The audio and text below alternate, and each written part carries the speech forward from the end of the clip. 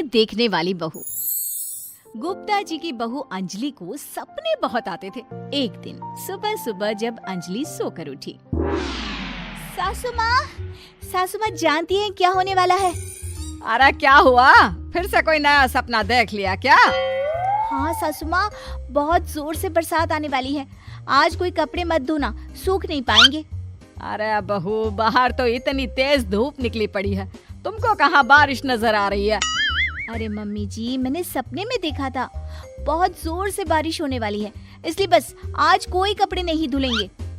अरे लेकिन इससे पहले भी तो कितनी बार तुझे सपने आए हैं, कभी कुछ सच भी होता है क्या?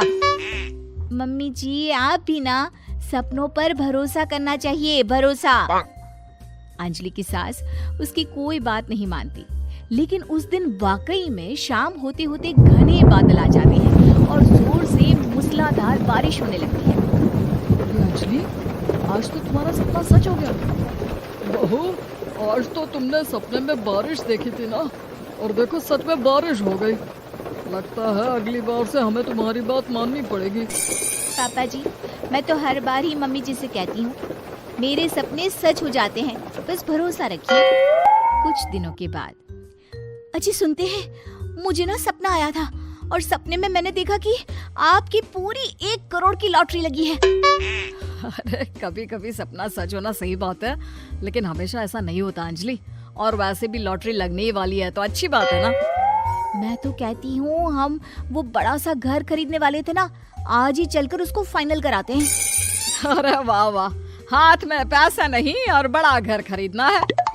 अरे मम्मी जी, बताया ना आपको, मुझे सपना आया था कि हमें 1 करोड़ की लॉटरी लगने वाली है। देखो बेटा, ये पैसों का मामला है, इसमें किसी तरह की रिस्क नहीं लेनी चाहिए।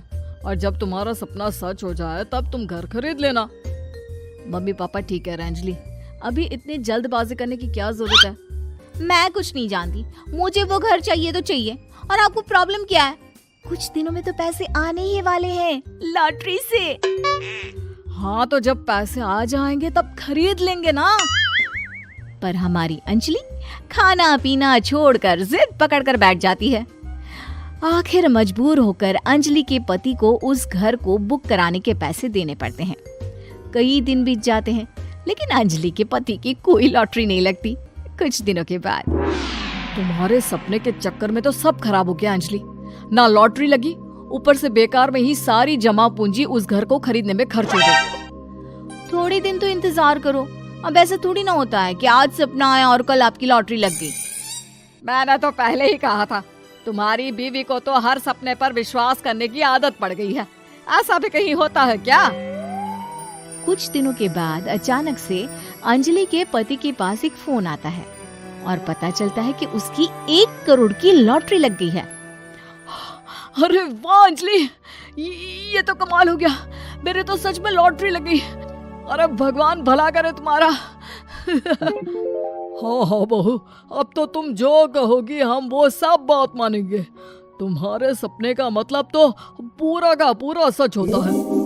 अरे बिल्कुल ठीक कहते हैं, मैं तो बेकार में ही बहू को उल्टा सीधा सुनाती थी। अरे इसके सपने तो वाकई में सही हो जाते हैं।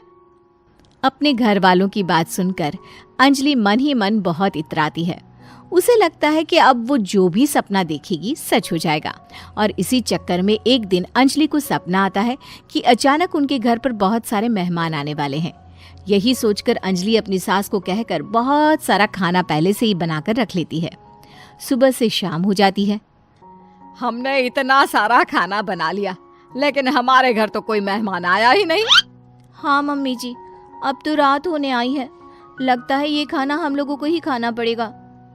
गुप्ता जी का परिवार पूरे 2 दिन तक उस खाने को खाकर खत्म करता है, लेकिन अंजलि की अपने सपनों पर भरोसा करने की आदत इतनी जल्दी छूटने वाली कहाँ थी। एक दिन अंजलि की सास अपने किसी रिश्तेदार के घर जाने के लिए कहती है, अरे अंजलि बहू, मैं जरा 2 दिन के लिए बुआ जी के घर जा रही हूँ। देखो तुम पीछे से घर को अच्छी तरह संभाल लेना। हाँ ठीक है मम्मी जी, आप चिंता मत करिए, मैं सब कुछ अच्छे से संभाल लूंगी। बहू, वैसे तो तुम सब कुछ बहुत अच्छे से ही करती हो, लेकिन देखो ये जरा ना सपनों पर भरोसा थोड़ा कम किया करो बेटा। क्या मम्मी जी, मेरे इतने सारे सपने तो सच हो जाते हैं, उसके बाद भी आपको शक ही रहता है हमेशा। अरे बेटा, कभी कभार की बात अलग है, लेकिन हमेशा इन बातों पर भरोसा करना बहुत बड़ा नुकसान भी करवा सकता है। तुम्हें इस बात को समझना चाहिए। ठीक है मम्मी जी, समझ गई। अब आप आराम से जाइए, मैं सब कुछ बहुत अच्छे से कर लूँगी। अंजलि की सास बुआ जी के घर चली जाती है। उसके जाने के बाद अंजलि एक दिन सुबह सोकर उठती है और जोर जोर से रोने लगती है। अरे क्या हुआ अंजलि, तुम रो क्यों रही हो? बहू सब ठीक तो है ना? क्या कोई बुरा सपना देखा? अरे पापा जी क्या बताओ, मम्मी जी नहीं रही, वो हम सबको छोड़कर चली गई।